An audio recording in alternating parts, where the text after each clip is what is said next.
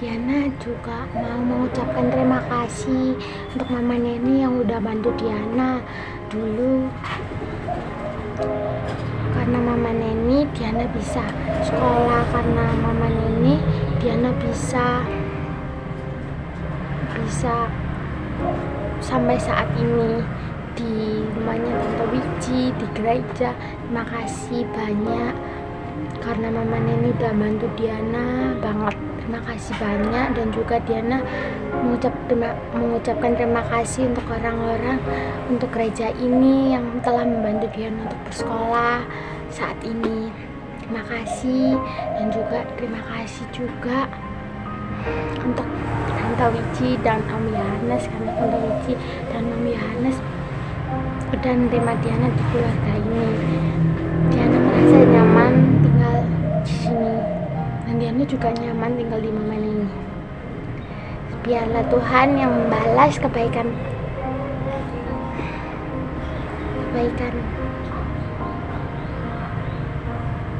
gereja dan kebaikan Mama Neni dan kebaikan Om dan Tante Wiji. Tuhan Yesus memberkati.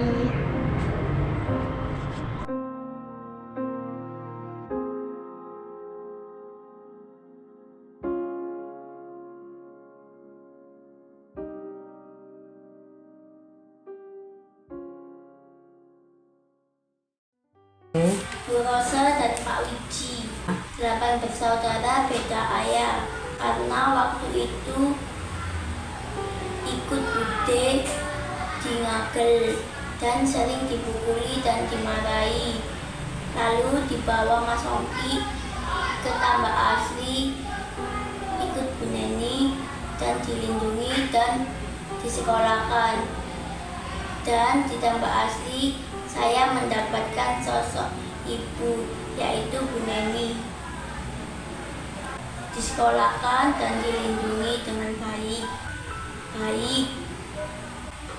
Kelas 5, ranking 1 dan juara lomba mewarnai, juara 1 dan 2, dan Faiz mengikuti lomba OSN dan Paskibra.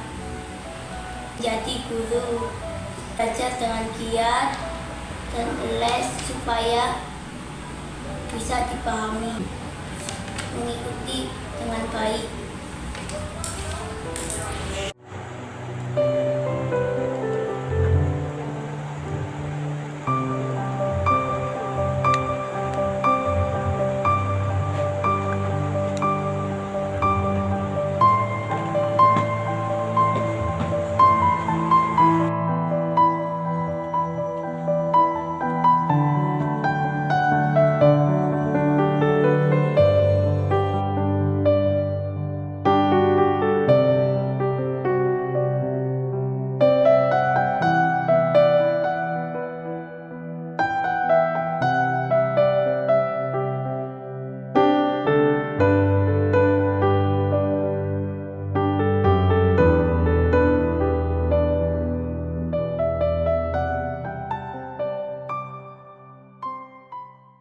Harapan aku ke depannya setelah lulus sekolah, pertama aku mau lanjut sekolah ke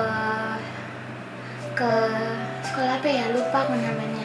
Pokoknya sekolah kesenian di Jakarta.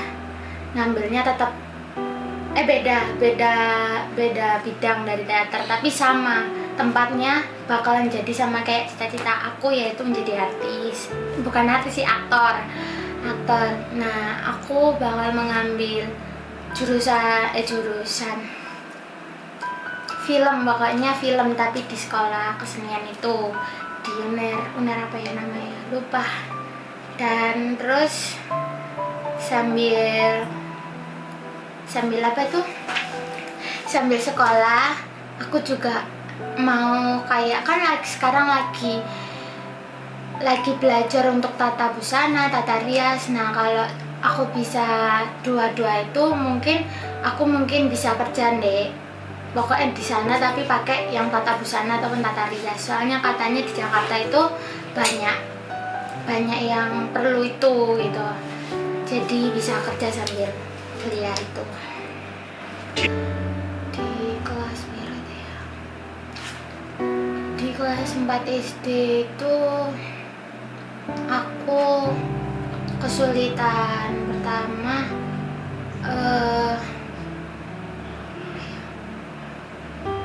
mungkin pertama di kelas 4 SD itu di rumah itu nggak ada temen, kan itu bareng papa masih kan kelas 4 SD itu bareng papa di kos.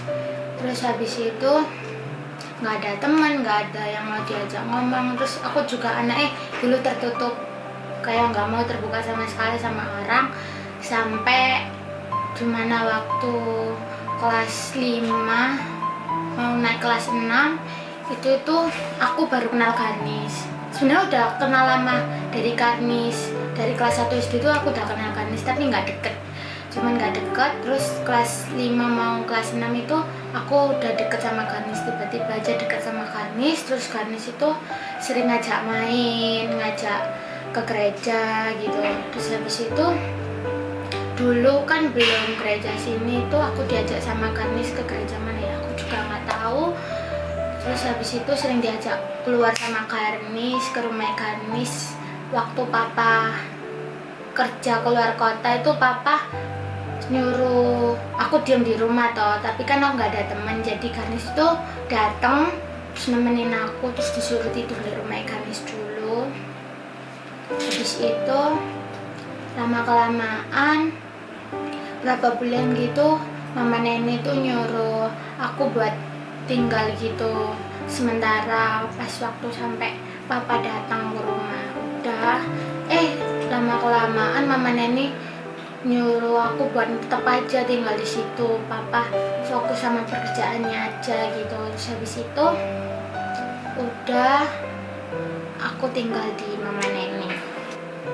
Mama itu waktu aku umur 10 tahun itu mama itu sakit, gak tahu sakit apa, udah diajak ke dokter, terus udah dibawa pendeta juga, udah kayak disiapin air doa sama pendetanya, pendeta yang gerejanya pokoknya rumahnya deket sama aku. Terus habis itu udah diajak ke sana tuh gak mempan, kayak didoain juga kayak nggak bisa, kayak mama itu lagi diguna-guna gitu. Pas waktu aku umur 10 tahun dan umur 10 tahun itu mau menjelang ulang tahun 14 Desember itu aku tuh kayak bukan apa ya, kayak mimpi sebelum hari ulang tahun gitu, mimpi kayak dikasih tahu sama Tuhan kalau mama habis ulang tahun gitu, kayak mama tuh nggak ada, bukannya meninggal nggak, cuman didatangi sama apa ya, nenek-nenek sama cowok nggak tahu itu siapa. Terus mama itu dibawa pergi itu sama cowok sama nenek itu. Terus papa itu nggak bisa apa-apa, nggak tahu dalam mimpi itu papa nggak bisa apa-apa gitu.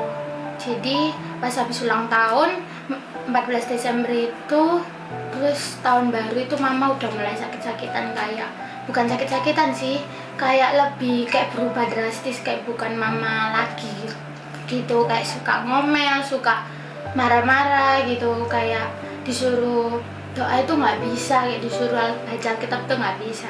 Terus habis itu papa mulai capek kan, juga mau fokus sama kerjaannya juga.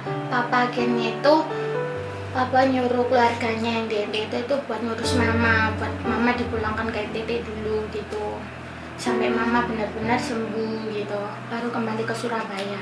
Sampai sekarang ternyata mama nggak ada kabar dari kelas 4 itu. Jadi 2 tahun itu sama papa. Jadi papa kerja aku ikut, kemana papa itu aku juga ikut waktu nggak ada yang neni. Di mama neni itu aku tuh bukan kayak di Mama Neni emang rame, tapi di situ tuh kayak aku ngerasa bukan nggak dapet mama, nggak, cuman kayak rasanya kurang nyaman gitu loh, kurang nyaman. Bukan karena aku sekarang tinggal di Tante Wiji sama Om Yanes, aku lebih ke nyaman ke Om Yanes sama Tante Wiji. Enggak, cuman kan di rumah Mama Neni tuh lebih ke apa ya, kayak di situ aku tuh ngerasa tersendiri. Pertama tuh ngerasa tersendiri, terus kalau pas aku ke kamar itu kan sebenarnya aku kamarnya sama Garnis sama Mbak Ayu, tapi di bawah itu aku bareng sama Mbak Ayu. Tapi di situ tuh aku kayak ngerasa sendiri, nggak ada temen, nggak ada anu. Kalau waktunya makan ya makan sendiri-sendiri gitu. Terus juga nggak ngerasa kalau Mama Neni tuh kayak mama aku gitu, kayak nggak nyaman gitu.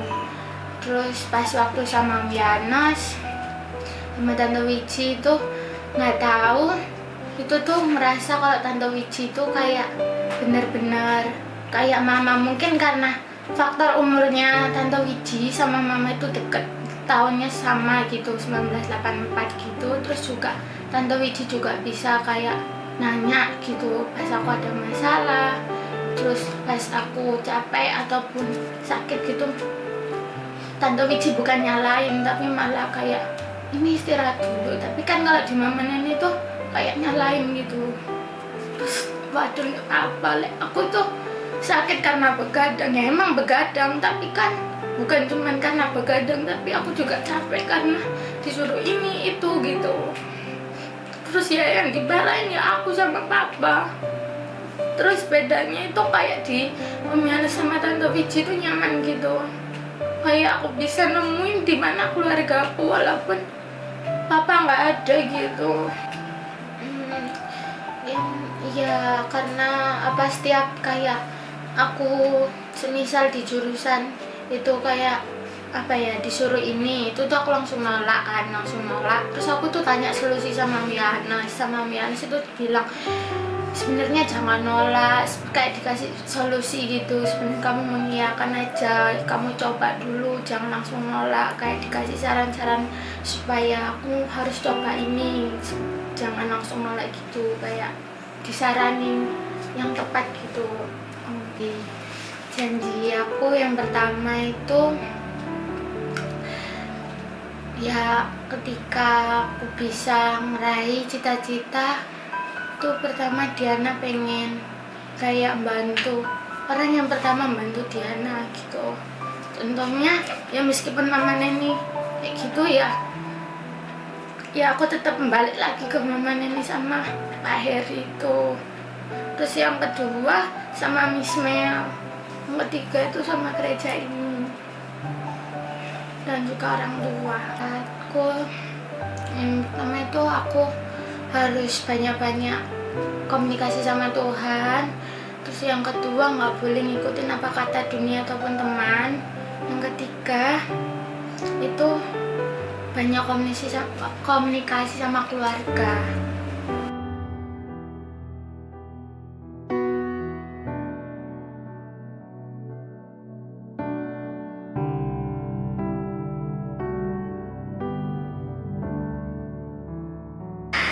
Nama saya Brilia Risti Mariana, umur 13, kelas 6. Aku tahun 2018 berhenti sekolah karena aku harus ikut orang tua. Kelas 2 ikut ibu kerja.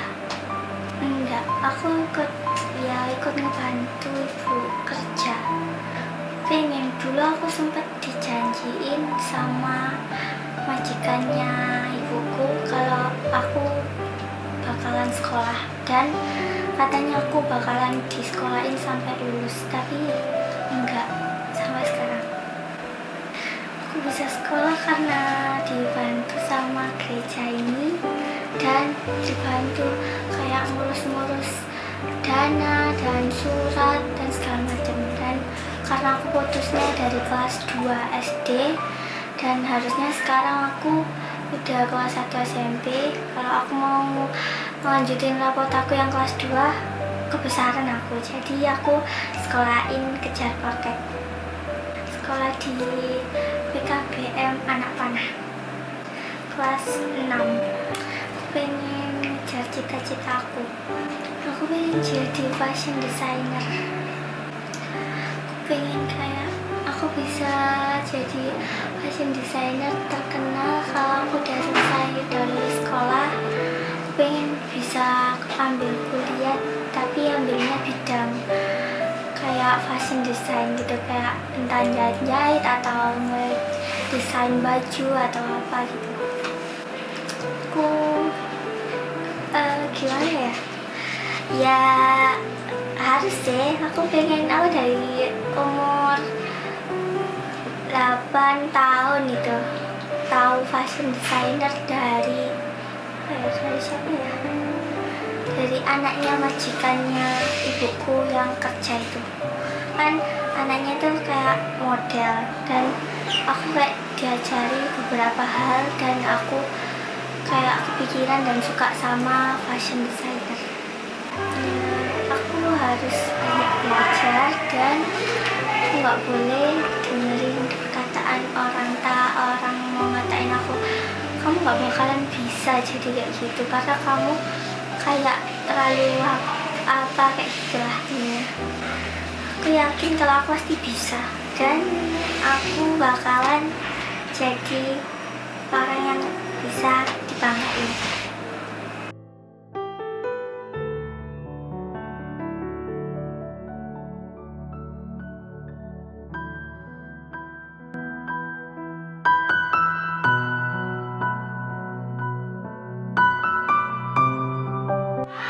Shalom ayah ibu, papa mama yang dikasihi Tuhan. Saya Hari. Saya adalah bagian dari Rumah Singgah, sebuah kegerakan yang kami mulai dengan beberapa teman yang memiliki beban yang sama, memiliki hati yang sama, dan kami bersepakat untuk membantu dan bergerak bersama. Kegerakan ini dimulai dari kami melihat ada beberapa generasi, banyak bahkan generasi anak-anak muda yang kehilangan orang tua mereka, kehilangan harapan mereka untuk mereka menggapai mimpi-mimpi mereka.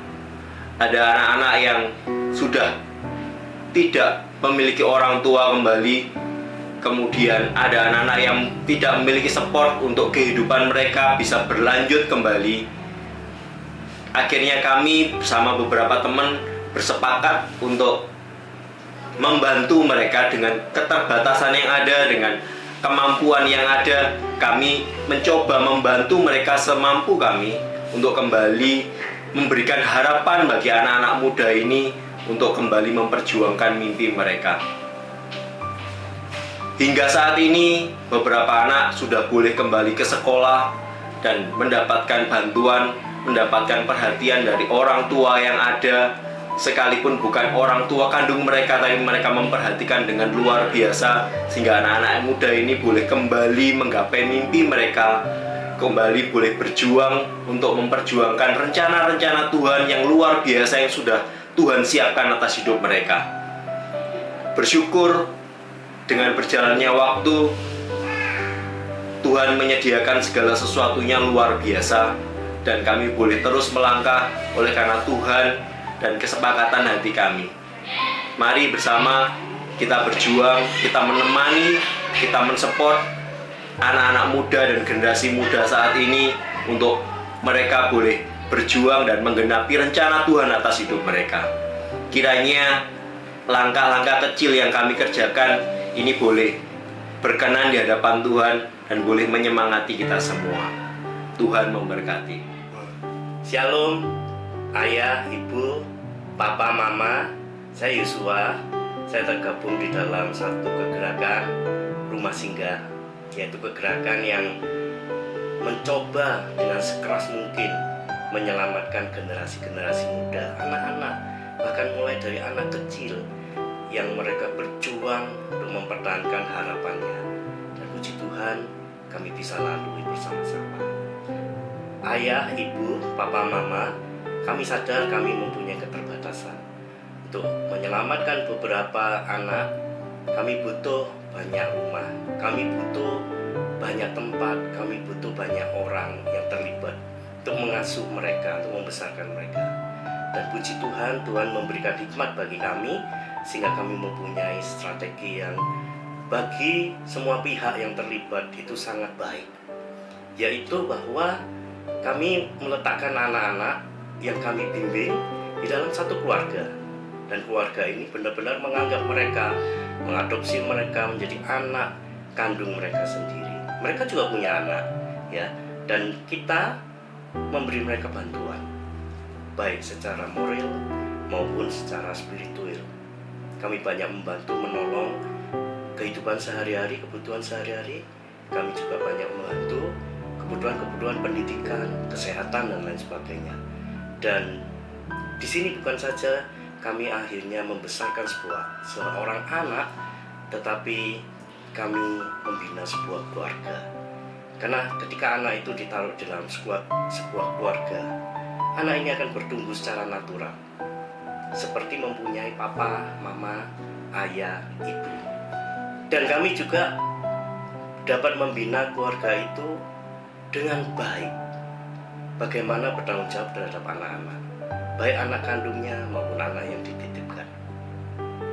Puji Tuhan, sampai hari ini apa yang kami lakukan itu Tuhan merestui.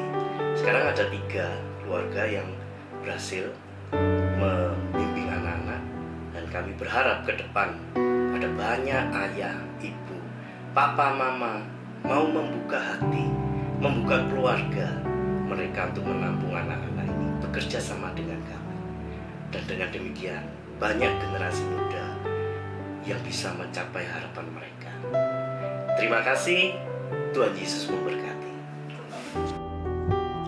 Ya, alasan saya untuk ikut terlibat dalam proyek Rumah Singgah di Rol ini adalah karena saya melihat bahwa anak-anak itu adalah penerus masa depan. Dan oleh karena itu mereka itu perlu untuk diberikan yang terbaik. Nah, kita tidak bisa menjangkau semua anak, tapi minimal dengan adanya Rumah Singgah Rol ini kita berusaha untuk menjangkau anak-anak yang ada di sekitaran.